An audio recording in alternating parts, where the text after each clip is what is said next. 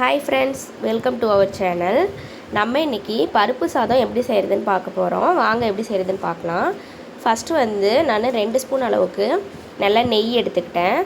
நம்ம எண்ணெயிலையும் செய்யலாம். இந்த மாதிரி நெய்யும் எண்ணெயும் கலந்து செய்யும் போது ஸ்மெல்லு நல்லாயிருக்கும், நெய்யோட ஸ்மெல்லு. நான் ஒரு 3 ஸ்பூன் அளவுக்கு நல்லெண்ணெயும் 2 ஸ்பூன் அளவுக்கு நெய்யும் சேர்த்துருக்கேன்.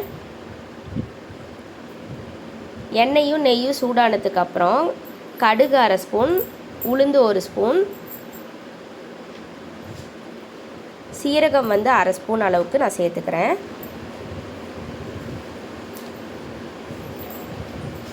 இப்போது இதெல்லாம் பொரிய ஸ்டார்ட் ஆகும்போது பெருங்காயம் 1 பிஞ்ச் அளவுக்கு நான் சேர்த்துக்கிறேன். இப்போ 1/2 கைப்பிடி அளவுக்கு கருவேப்பிலை சேர்த்துக்கிறேன்.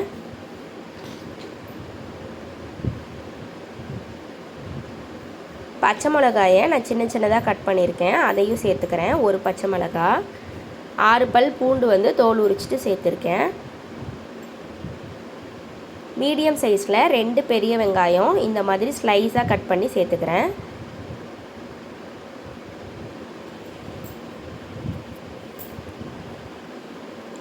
இது எல்லாத்தையும் இப்போ அந்த எண்ணெய் கூட வதக்கிக்கலாம்.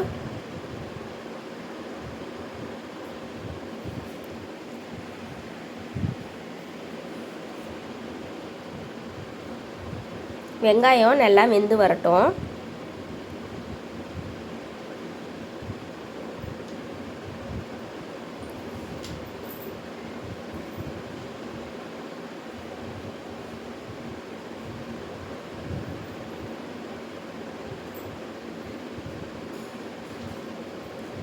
அடுத்தது தக்காளி சேர்த்துக்கலாம்.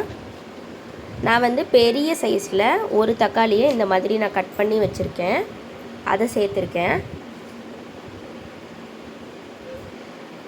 இப்போ இந்த தக்காளி வெங்காயத்தோட சாஃப்டாக வதங்கிறதுக்காக நான் கல்லுப்பு சேர்த்துக்கிறேன். 1/4 ஸ்பூன் அளவுக்கு மஞ்சத்தூளும் சேர்த்துக்கிறேன்.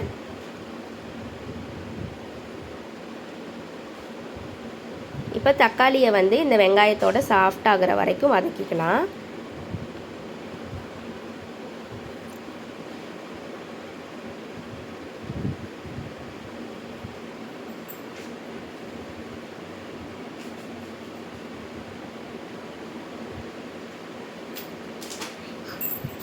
ஓரளவுக்கு இப்போ தக்காளி வெந்துருச்சு.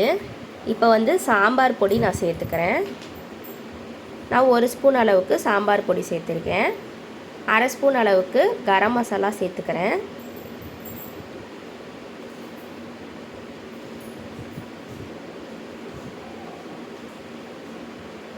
தனியாத்தூள், மல்லித்தூள் 1/2 ஸ்பூன் அளவுக்கு சேர்த்துருக்கேன்.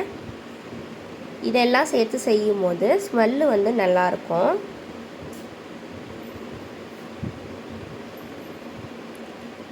இது எல்லாத்தையும் நம்ம அதுக்குள்ளே வதக்கிக்கலாம். இப்போ நம்ம அளவு தண்ணி சேர்த்துக்கலாம். நான் 3/4 கப்பு அரிசிக்கு 1/4 கப்பு பருப்பு சேர்த்துருக்கேன். இதுக்கு நான் 3 மடங்கு தண்ணி ஊற்றிக்கிறேன். நம்ம நார்மலாக ஒயிட் ரைஸ்க்கு 2 மடங்கு தண்ணி ஊற்றுவோம். இதுக்கு நான் 3 மடங்கு ஊற்றிருக்கேன்.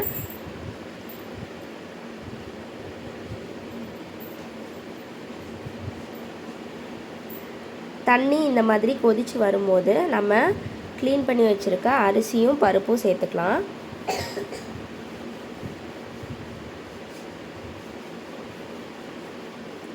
அது நல்லா கொதித்து வரும்போது உப்பு காரம் பார்த்துட்டு நம்ம விசில் வச்சிடலாம்.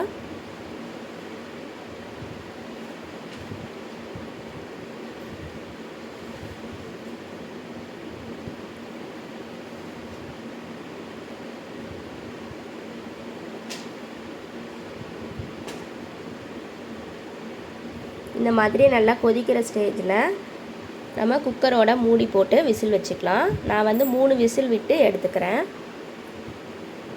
அதுக்கு மேலே விட்டால் ரொம்ப குழஞ்சிரும்.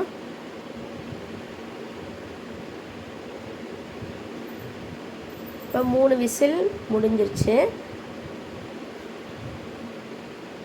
சாதமும் பருப்பும் நல்லா வெந்துருச்சு.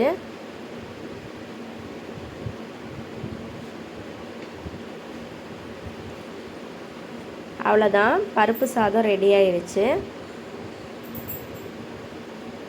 நீங்கள் செஞ்சு பார்த்துட்டு உங்களுக்கு எப்படி இருந்தது அப்படிங்கிறத கமெண்ட்டில் சொல்லுங்கள். தேங்க்யூ. பாய்.